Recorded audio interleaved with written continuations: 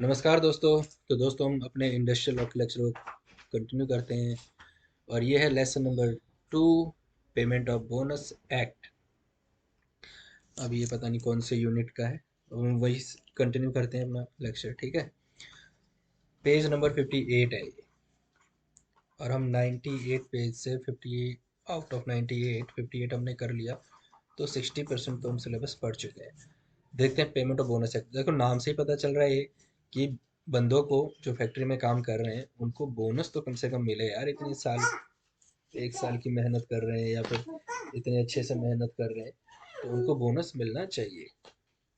तो इसमें देखते हैं कब मिलना चाहिए और कोई इनके अधिकार को छीन ना ले या कोई बोनस ना दे कोई कंपनी या फैक्ट्री वाले, तो क्या होगा। तो इसमें देखो एक्ट की एप्लीकेबिलिटी देखेंगे, कुछ डेफिनेशंस, कितना बोनस दिया जाएगा, उसकी कैलकुलेशन, कौन बोनस के लिए एलिजिबल होंगे, किसको डिस्क्वालीफाई कर देंगे कि नहीं भैया तुझे बोनस नहीं देंगे, कितना मिनिमम और मैक्सिमम बोनस दिया जा सकता है, नंबर ऑफ वर्किंग डेज की कैलकुलेशन करेंगे कि कितने दिन इसने काम किया है, set on set of allocable surplus, कि अगर कोई पैसा बचा हुआ है तो उसको कैसे सेट ऑन और सेट ऑफ करेंगे, ये पढ़ेंगे इसमें। एडजस्टमेंट ऑफ कस्टमरी और interim bonus against bonus payable, जो भी बोनस पेबल है उसके अगेंस्ट अगर कोई इंटरिम बोनस दे रहे हैं उसकी एडजस्टमेंट कैसे होगी। Deduction of certain amounts from bonus payable, bonus payable से अगर कोई डिडक्शन होगी तो वो कैसे होगी। Now time limit for the payment of bonus, कब दिया जाएगा बोनस, उसकी टाइम लिमिट क्या है। Application of act to establishment public sector in certain cases, कि जो पब्लिक सेक्टर की कंपनी होती है, ऐसी कंपनी जिनमें गवर्नमेंट का राइट होता है, गवर्नमेंट का अधिकार होता है, तो उनके ऊपर क्या एप्लीकेबल होगा। या recovery of bonus from the employer, जब अगर कोई एम्प्लॉयर, फैक्ट्री ओनर बोनस नहीं देगा तो कैसे रिकवर किया जाएगा उससे। Act not to apply in certain classes of employ, कुछ ऐसे एम्प्लॉयज होंगे जहाँ पे ये एक्ट अप्लाई नहीं होगा, एम्प्लॉयज, कर्मचारियों पे एक्ट एप्लीकेबल नहीं होगा, वो हम सब देखेंगे। तो सबसे पहले हम देखते हैं एप्लीकेबिलिटी ऑफ द एक्ट, कि इस एक्ट की एप्लीकेबिलिटी कहाँ कहाँ है। तो देखो, द एक्ट में be called the payment of bonus act 1965। जब आप कहीं काम करोगे और आपको बोनस नहीं दिया जाएगा तो कैसे अपनी राइट के लिए लड़ोगे। ये हम वेजेस नहीं पढ़ रहे, हम बोनस पढ़ रहे हैं। इसका मतलब बोनस हर एक एम्प्लॉय को दिया जाएगा, कोई जरूरी नहीं कि उन्हीं को दिया जाएगा जो वेजेस ले रहे हैं। तो वो सब हम इसमें सीखेंगे। मुझे भी बोनस मिलता है। तो देखते हैं, दिस एक्ट में be called the payment of bonus act 1965।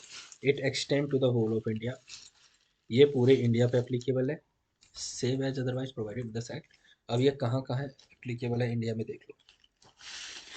Every factory, सभी फैक्ट्री पे, एंड एवरी अदर इस्टेब्लिशमेंट, जो फैक्ट्री नहीं है कुछ और है, कोई और कंपनी है, कोई और इंडस्ट्री है, इन विच 20 और मोर पर्सन, देखो 20 या उससे ज़्यादा, are employed on any day during the accounting year. Accounting year क्या है, 1 अप्रैल से शुरू होता है और 31 मार्च में खत्म हो जाता है अगले साल के। तो इस साल में, इस एक अकाउंटिंग ईयर में 20 या उससे ज़्यादा जितने भी लोगों ने काम कर दिया किसी भी दिन किसी भी कंपनी में, तो वहाँ बोनस एप्लीकेबल हो जाएगा, provided that the appropriate government. अब वो जो अप्रोप्रिएट गवर्नमेंट है, सेंट्रल गवर्नमेंट के केस में सेंट्रल गवर्नमेंट अप्रोप्रिएट गवर्नमेंट हो जाएगी, स्टेट गवर्नमेंट के केस में स्टेट गवर्नमेंट अप्रोप्रिएट गवर्नमेंट हो जाएगी। ठीक है, तो appropriate government after giving not less than 2 month, मतलब कम से कम 2 महीने पहले नोटिस दे देगी ऐसी कंपनीज को। ठीक है, ऐसे कंपनीज या ऐसे कंपनीज की क्लास को कि भैया, या फिर उसकी फैक्ट्रीज को, कि तुम लोगों को, जो भी फैक्ट्रीज एक्ट 1948 में तुम्हारी फैक्ट्री रजिस्टर्ड है, अब तुम लोगों के ऊपर ये जो एक्ट है, payment of bonus act, applicable होने जा रहा है। वैसे तो देखो, फैक्ट्री का पॉइंट ऑफ व्यू से सोचो, बिजनेस के पॉइंट ऑफ व्यू सोचे, तो वो चाहेगा कि payment of bonus act apply ना हो।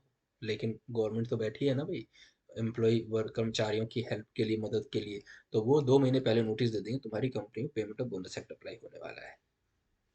ठीक है, तो यहाँ पे बहुत बता देगी तुम्हारे में अब 20 या 20 से ज़्यादा लोगों ने काम करना शुरू कर दिया है तो तुम्हें बोनस एक्ट अप्लाई होगा। तो बस इतना सा याद रखो आप। अब चलते हैं डेफिनेशन, कुछ इंपॉर्टेंट डेफिनेशन है। अकाउंटिंग ईयर, अकाउंटिंग ईयर किसे कहते हैं, जिस दिन बुक्स ऑफ अकाउंट जिस पीरियड के लिए बनता है, या जिस दिन बैलेंस शीट बंद होती है, या जिस दिन बैलेंस शीट बनती है, तो आपने इतने सारे क्वेश्चंस किए होंगे कंपनी अकाउंटिंग में और वैसे भी 11th 12th में भी कि 31 मार्च को बैलेंस शीट बन रही है, ठीक है ना। तो in relation to corporation company की बात करें, the year ending on the day, उस साल को अंत का साल का अंत, उस दिन को साल का अंत माना जाएगा जिस दिन बुक्स ऑफ अकाउंट क्लोज किया जा रहा है, बैलेंस शीट या प्रॉफिट एंड लॉस अकाउंट बनाया जा रहा है। Now in relation to a company in respect of which any profit and loss account of the company laid before its, और कंपनी की बात करें तो एनुअल जनरल मीटिंग में प्रॉफिट एंड लॉस अकाउंट को रखा जाता है शेयर होल्डर्स के आगे, तो वो वाला पीरियड मान लिया जाएगा।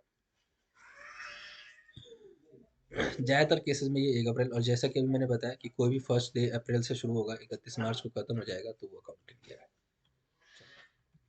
अब ये एलोकेटेड सरप्लस क्या है?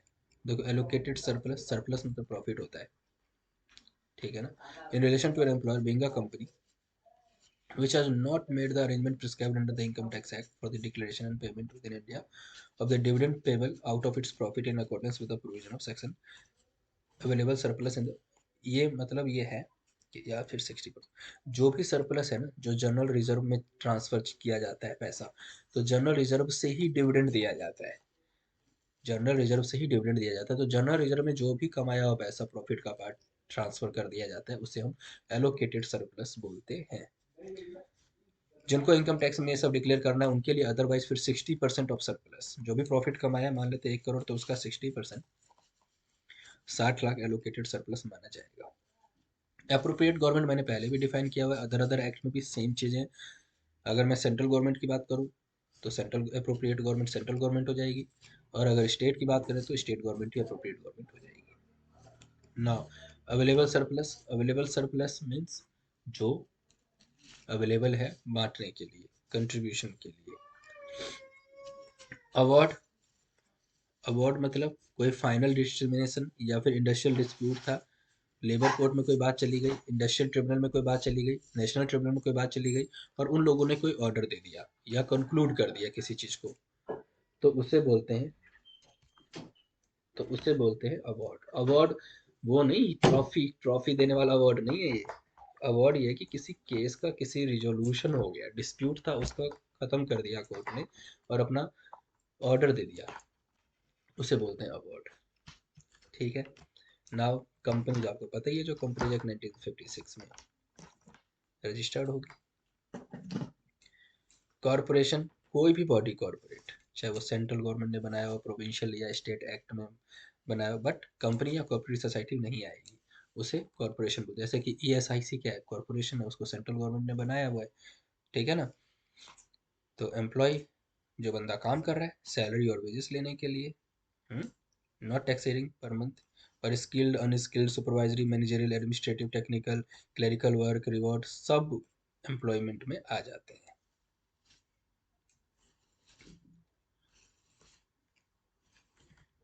एम्प्लॉय देख लिया हमने। एम्प्लॉयर, जिस बंदे की फैक्ट्री है, जो फैक्ट्री चला रहा है, फैक्ट्री एक्ट में अपनी कंपनी रजिस्टर्ड करा रखी है, वो एम्प्लॉयर है, ठीक है ना।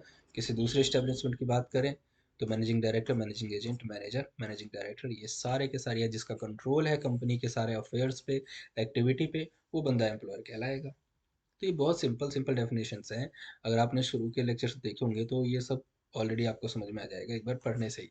Establishment in the private sector, भाई प्राइवेट कंपनी जो अदर देन पब्लिक सेक्टर है वो प्राइवेट सेक्टर हो जाएगी।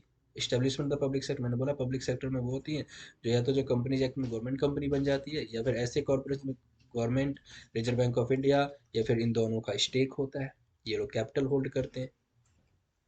अब आ जाती है सैलरी और वेजेस। तो सैलरी और वेजेस का मतलब क्या होता है, कोई भी रिम्यूनरेशन दिया जा रहा है, ठीक है ना, other than remuneration in respect of over time, over time के अलावा मनी में दिया जा रहा है, एम्प्लॉयमेंट के दौरान दिया जा रहा है, चाहे वो लिखित में है या फिर उनको वैसे ही दे दिया गया, और फुलफिल्ड, तो वैसे को सैलरी बोलेंगे, ठीक है ना। उसमें डीए भी आ जाता है, डियरनेस अलाउंस, कैश पेमेंट भी आ जाता है। अब उसमें क्या क्या नहीं आएगा, सैलरी और वेजेस में क्या क्या नहीं आता है ये देख लेते हैं। कोई भी allowances which the employ is for the time being entitled, मतलब कोई और अलाउंसेज आ रहा है इनके अलावा तो नहीं दिया जाएगा, वो सैलरी मतलब दिया जाएगा, ये इसमें कंप्यूट नहीं होगा, सैलरी और वेजेस में कंसिडर नहीं किया जाएगा। हाउस एकोमोडेशन दिया जा रहा है, लाइट वाटर फैसिलिटी, तो वो सैलरी और वेज। देखो यहाँ पे इसलिए है ना, क्यों नहीं इंक्लूड किया जाएगा, क्योंकि सैलरी और वेजेस का ही बोनस कैलकुलेट होगा। तो देखो एम्प्लॉयर के पॉइंट ऑफ व्यू से, कंपनी के ओनर के पॉइंट ऑफ व्यू से सोचो, वो तो चाहेगा कि सैलरी और वेजेस जो है वो कम से कम रहे, ताकि उसका जो परसेंटेज है बोनस का कम निकले। तो उन्होंने बोला कि भाई ठीक है, तुम्हारी बहुत सारी कोशिश रहेगी सैलरी और वेजेस को कम करने की, लेकिन इनके अलावा तुमको और कोई तरीका नहीं है जिससे तुम सैलरी और वेजेस को कम कर सको। ठीक है, तो ये है चीज़ कि हाउस अकोमोडेशन है, ये सब सैलरी और वेजेस में नहीं लेंगे। ट्रैवलिंग कंसेशन सैलरी बोनस में नहीं लेंगे। एनी बोनस जो इंसेंटिव दिया जाता है, प्रोडक्शन अटेंडेंस बोनस दिया जाता है, ये सब सैलरी वेजेस में नहीं लेंगे। पेंशन फंड प्रोविडेंट फंड में पैसा जमा किया कराया जा रहा है। रिट्रेजमेंट कंपनी से तुम्हें भगा दिया, उसके बेस पर तुम्हें कंपनसेशन दे रहे हैं, या फिर 5 साल पूरे हो गए, या तुम रिटायर हो रहे तो ग्रेचुटी दिया जा रहा है, उन सबको सैलरी वेजेस में नहीं लेंगे। एनी कमीशन पेबल, कोई कमीशन दिया जा रहा है किसी एम्प्लॉय को, तो वो भी सैलरी वेजेस में नहीं लेंगे। ऑब्जेक्टिव क्या है सैलरी और वेजेस में ना लेने का, ताकि उसका सैलरी और वेजेस का अमाउंट ज़्यादा ना आए। सैलरी और वेजेस का अमाउंट ज़्यादा नहीं आएगा तो फिर उसके ऊपर जो बोनस की जो लायबिलिटी है वो कम ही रहेगी। तो वो तो यही चाहेगा कि सैलरी और वेजेस अमाउंट कम ही रहे।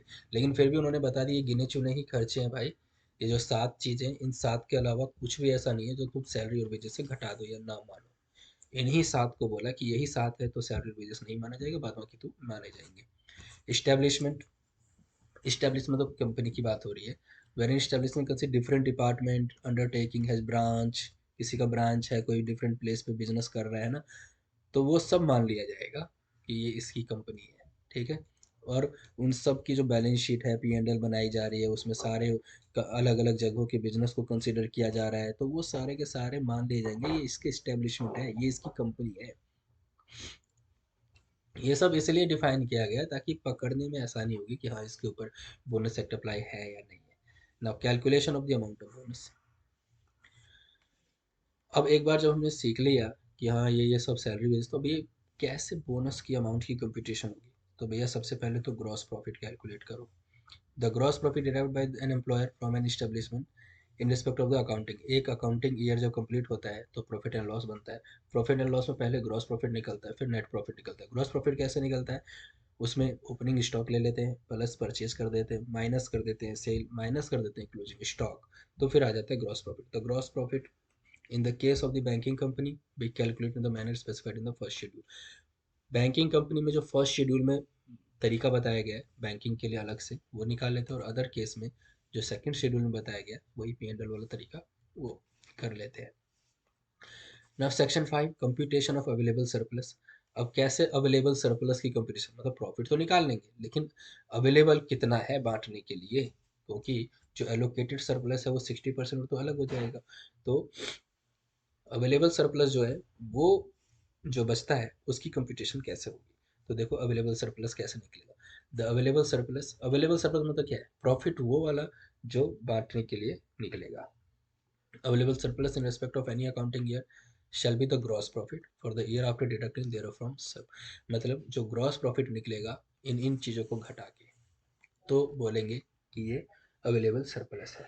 क्या क्या घटाएंगे देखो, the gross profit for that accounting year after deducting therefrom the sum refer to in section 6। Section 6 में जो सम या जो बताया गया अमाउंट वो माइनस कर देंगे ग्रॉस प्रॉफिट से। Be an amount equal equal to the difference between, क्या डायरेक्ट टैक्स जो देना है ग्रॉस प्रॉफिट में वो, फिर डायरेक्ट टैक्स कैलकुलेट होगा, ये पिछले साल वाला फिर इस साल वाला, वो सारी की सारी चीज़ें इसमें से माइनस कर देंगे। अब सेक्शन 6 में क्या है, जो ग्रॉस प्रॉफिट से माइनस करना है हमें, ये रहा सेक्शन 6। सम्स डिडक्टिबल फ्रॉम, एक बार ग्रॉस प्रॉफिट निकाल लिया आपने जीपी, उसमें से आपको माइनस करना होगा। क्या माइनस करना होगा, अगर आपको कोई इनकम टैक्स देना है या provision for agricultural income tax low है तो वो माइनस कर दो। ठीक है, कोई अगर आपको डेप्रिसिएशन है, जैसे development rate, investment allowance, development allowance है, वो सब माइनस कर दो। कोई एम्प्लॉयर डायरेक्ट टैक्स दे रहा है, इनकम टैक्स है, प्रॉफिट एंड गेन का टैक्स है, वो सब माइनस कर दो। और कोई भी और भी समय जो थर्ड शेड्यूल में दिया गया वो सब माइनस कर दो। तो देखो इन शॉर्ट इतना देखो कि ग्रॉस प्रॉफिट निकल गया, उसमें से माइनस करना है टैक्स के पोर्शन को या कोई अलाउंसेज है। ठीक है, कैलकुलेशन ऑफ डायरेक्ट टैक्स, अभी डायरेक्ट टैक्स की कैलकुलेशन कि एम्प्लॉयर कैसे अपने डायरेक्ट टैक्स को कैलकुलेट करेगा। कोई भी डायरेक्ट टैक्स क्या है? इनकम टैक्स है। By the payable by the employer for any accounting year shall subject to the following provision. तो वो किस किस रेट से कैलकुलेट करेगा यार, अपना इनकम टैक्स कैसे निकालेगा? वो हम थोड़ी ना यहाँ पे सीख रहे हैं इनकम टैक्स निकालना, वो तो हमने इनकम टैक्स में सीखा। यहाँ बस हम ये याद रखेंगे कि एक अकाउंटिंग ईयर में उसके टैक्स की कैलकुलेशन होगी। कोई डेप्रिसिएशन अरियर है, वो डेप्रिसिएशन अपना माइनस करवा लेगा। फिर अगर इनकम टैक्स एक्ट में जो भी डिडक्शन और एग्जेम्पशंस हैं जो मिलती है किसी भी बंदे को, वो माइनस करवा लेगा। मैंने इनकम टैक्स में 52 लेक्चर दे रखे हैं, पूरी डिटेलिंग है उसमें।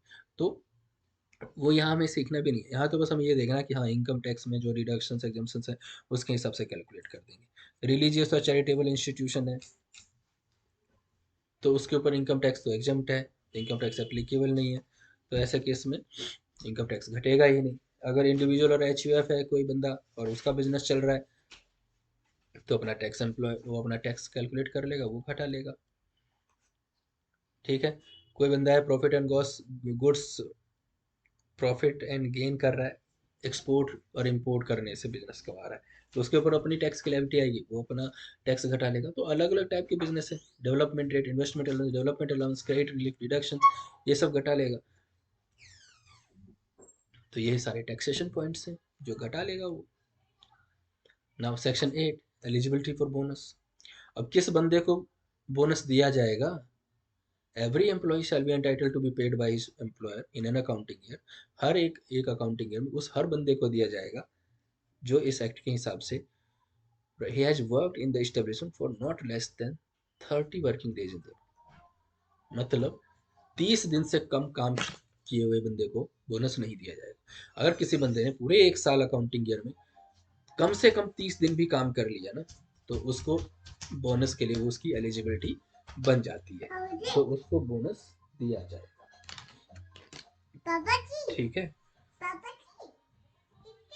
तो भाइयों अब मुझे ये लेक्चर यहीं स्टॉप करना होगा, ऑफिस का टाइम हो गया। मिलते हैं नेक्स्ट लेक्चर में और कोशिश करूंगा यार मैं आफ्टर ऑफिस इसको खत्म कर दूं। ठीक है, bye bye, take care, all the best, अच्छे से पढ़ो आप।